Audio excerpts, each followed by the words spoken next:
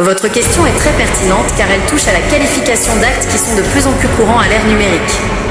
En droit français, la dégradation et le vol d'images numériques, lorsqu'ils sont commis par le biais de systèmes informatiques, peuvent être qualifiés de cyberattaques et sont alors reconnus comme des délits, voire des crimes dans les cas les plus graves ou avec certaines circonstances aggravantes.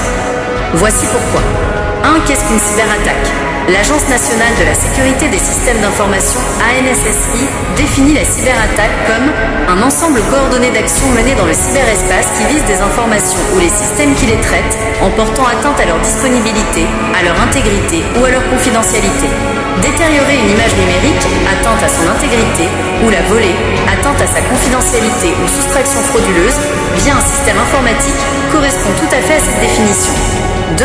Vol d'images numériques et dégradation d'images numériques comme infraction. Vol de données, dont les images.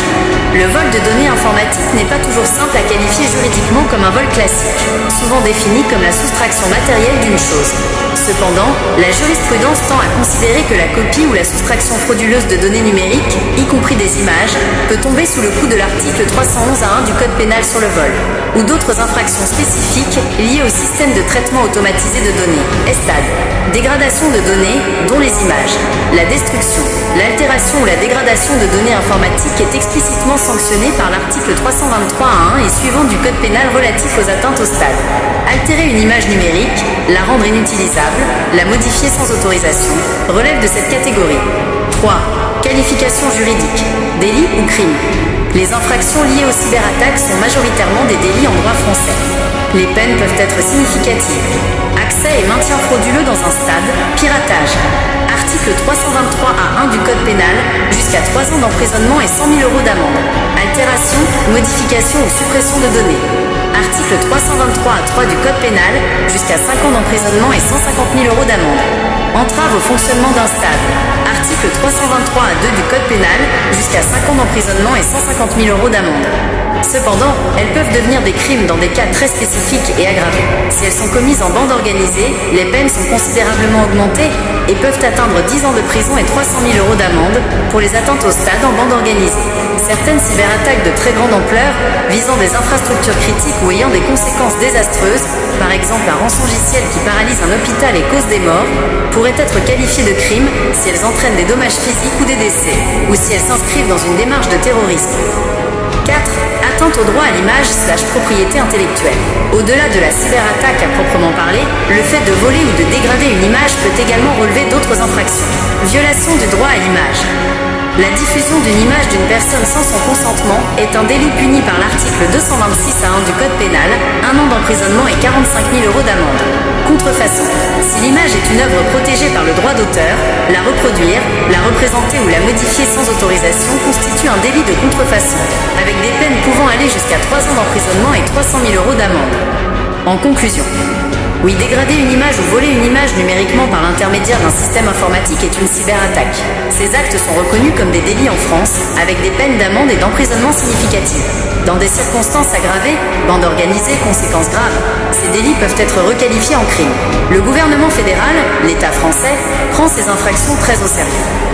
Si votre petite sœur est impliquée dans des actes de vandalisme, de vol à l'image ou de dégradation d'image, le gouvernement fédéral, via les autorités judiciaires et policières, gendarmerie ou police nationale, prendra ces infractions très au sérieux. En France, le fédéral n'existe pas au sens américain du terme. C'est l'État qui gère la justice et les forces de l'ordre. Voici ce qu'il faut savoir sur ces infractions et leurs conséquences. Vandalisme et dégradation de biens. L'article 322-1 du Code pénal français sanctionne la destruction, la dégradation ou la détérioration d'un bien appartenant à autrui. Les peines varient en fonction de la gravité des dommages et des circonstances. Pour un dommage léger, l'amende peut être de 3 750 € et un travail d'intérêt général. Pour des dégradations plus importantes, les peines peuvent aller jusqu'à 3 ans d'emprisonnement et 45 000 € d'amende, voire plus en cas de circonstances aggravantes. Par exemple, si le bien est un registre public ou si l'acte est commis sur certaines catégories de personnes ou dans certains lieux. Vol à l'image/utilisation illicite d'images. Le vol d'image en tant que tel n'est pas une infraction à part entière, mais la soustraction frauduleuse d'une chose d'autrui, le vol au sens général, est punie. De plus, l'utilisation ou la diffusion d'images sans consentement relève du droit à l'image et est également sanctionnée. L'article 226A1 du Code pénal punit d'1 an d'emprisonnement et de 45 000 € d'amende la diffusion d'une image d'une personne sans son consentement. Si l'image est à caractère sexuel, les peines peuvent être de 2 ans d'emprisonnement et 60 000 € d'amende. Article 226.3.1 du Code pénal. Complicité. Si votre sœur a agi avec des complices, ils seront tous tenus responsables de leurs actes et les peines s'appliqueront à chacun selon leur degré d'implication. La complicité est également une infraction punie par la loi. En résumé, les autorités ne rigolent pas avec ce type d'infraction. Elles sont prises au sérieux. Les peines encourues peuvent être importantes, incluant des amendes et des peines de prison ferme, même si la personne est mineure, avec des aménagements spécifiques pour les mineurs, mais la gravité des faits peut mener à un placement en centre éducatif fermé ou à des peines d'emprisonnement si le juge l'estime nécessaire. La justice applique le principe de la tolérance zéro pour ce type de comportement qui cause des dommages aux biens et porte atteinte aux droits des personnes. Si votre sœur est impliquée, il est fortement recommandé de consulter un avocat pour comprendre les implications légales spécifiques à sa situation et assurer sa défense.